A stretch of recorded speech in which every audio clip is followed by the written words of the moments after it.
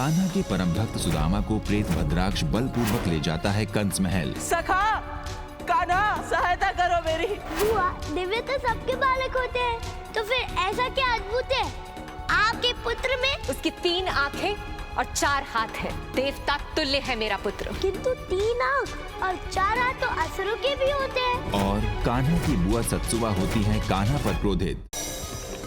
रुक्मणी, हमें कल निकलना है चंदेरी राज्य शिशुपाल के। अब वही होगा तुम्हारा जीवन संगी। भविष्य में प्रभु की संगिनी बनने वाली उनकी परम भक्त रुक्मणी को शिशुपाल से बचाने हेतु कान्हा एक बार पुनः करेंगे कृष्ण लीला। हमारी पुत्री को कुछ नहीं होना चाहिए। सेनापति, ढूंढिए राजकुमारी को। भक्त रुक्मणी की सहायता करने कृष्ण जाते हैं बुआ सत्सुवा और शिशुपाल के राज्य चंदेरी। यदि तो ये सोच रहा है कि बिना कान्हा के यहाँ आए तो बच जाएगा, तो ये तेरी भूल है। कृष्ण भक्त सुदामा को दंड देने में एक बार पुनः असफल होते हैं भद्राक्ष और हिरण्यकश्यप।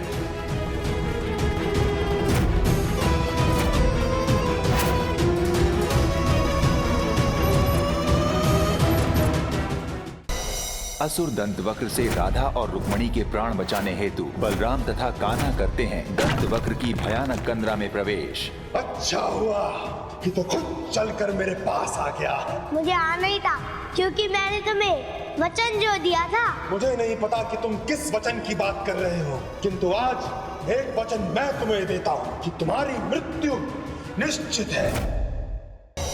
कान्हा पर माखन फेंक शिशुपाल करता है उनका अनादर। क्यों माखन चोर, कैसा लगा मेरा स्वागत?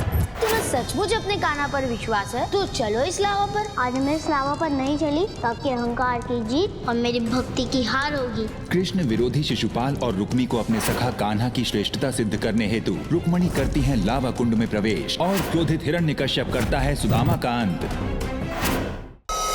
रुक्मणी के कष्टों को स्वयं पर ले भक्त को भगवान से भी उच्चतम स्थान देते हैं श्री कृष्ण। परीक्षा मेरी थी, किंतु दुख आपने सहा। आग पर मैं चली और तलवा आपका जला। मेरा ताप आपने धारण कर लिया था ना।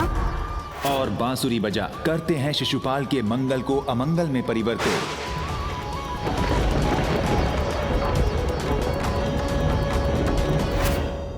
अपने क्रोध और आक्रोश के अंतिम चरण में पहुंच चुका हिरण्यकश्यप सुदामा को सबसे कठिन यातना देने हेतु करता है उसका अंत करने का प्रयास। किंतु अपने भक्त की रक्षा हेतु कान्हा धारण करते हैं नरसिंह अवतार।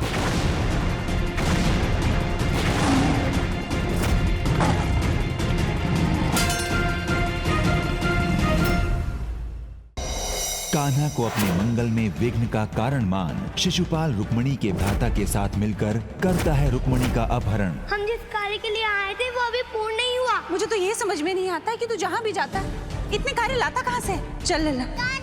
रक्षा करो मेरी। और वचनबद्ध कान्हा माता यशोदा और स्वयं के वचनों के मध्य हो जाते हैं असहाय। ये यज्ञ शक्ति है, इससे कोई नहीं बच सकता। आज या तो भक्त का अंत होगा या भगवान का। श्री कृष्ण से प्रतिशोध लेने की मंशा लिए शिशुपाल चलाता है उन पर सर्वनाशी यक्ष शक्ति, परंतु बीच बचाव करने आई रुक्मणी स्वयं हो जाती है घायल। और 5 वर्षों पुरानी विष्णुवंत की इच्छा लिए कंस 5 युगों से विष्णु शत्रु और महाअसुरों की माता धनु माँ का करता है आह्वान। श्री कृष्ण की लीलाओं का भागीदार बनने आता है एक अबोध भक्त।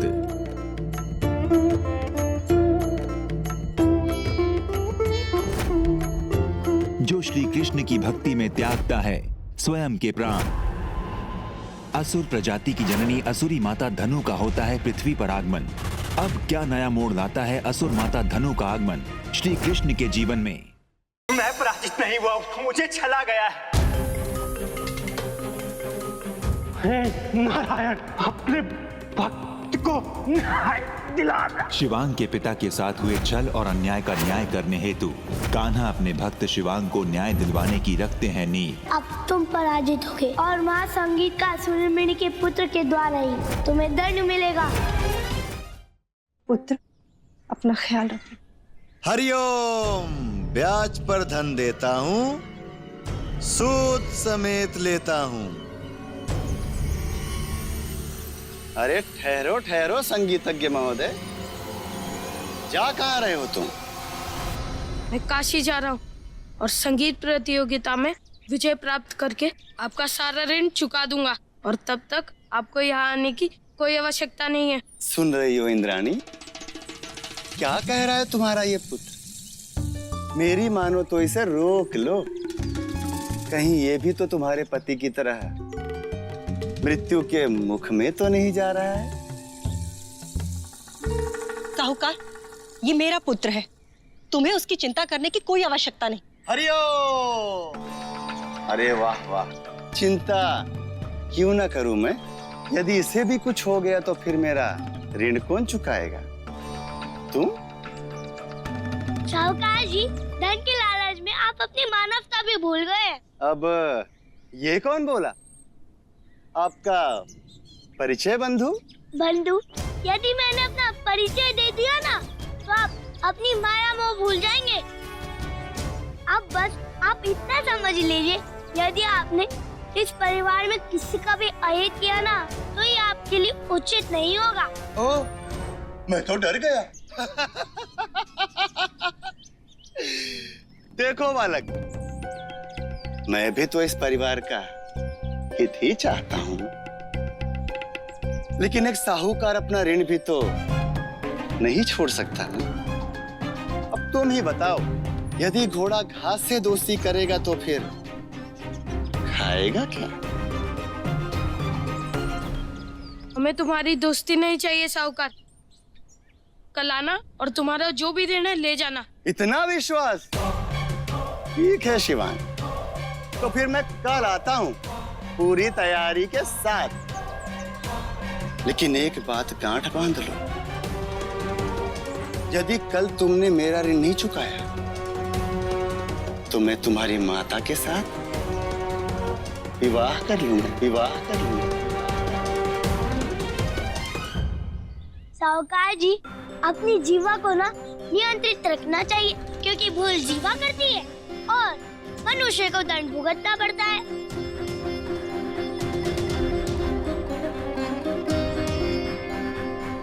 चलो सखा।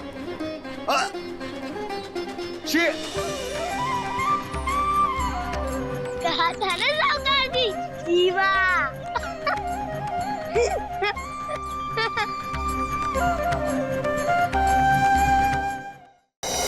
श्री कृष्ण धूर्त तारकेश्वर के षड्यंत्र को करेंगे विफल। मेरे रोम रोम में बसते हैं नारायण बन के सुर सागर।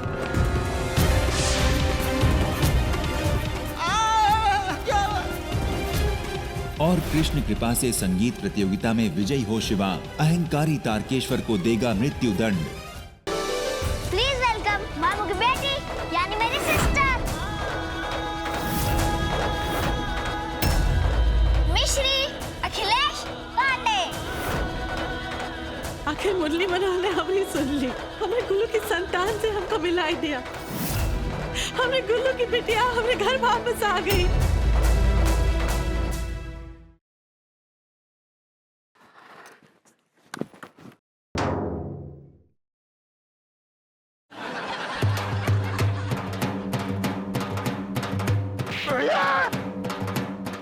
दारोगा जी, दालमोट और चाय।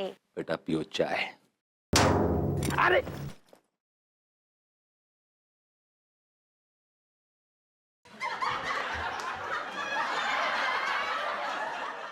Hello mummy, Radhe Radhe. का होएगो? पेट में हार नहीं आएगी? अरे तुम इतने आ जाओ। एक बात अपनी लुगाई से कह दो, हम अपने अतबीर भैया को मना न कर पाएंगे। हमारे भैया आए रहो है तो आए रहो है। हमारी अम्मा आई है सो आई है, हमने कह दी सो कह दी। हटाओ जे पैर अपनो। मेरे भैया, मेरे चंदा, मेरे अनमोल रत्न।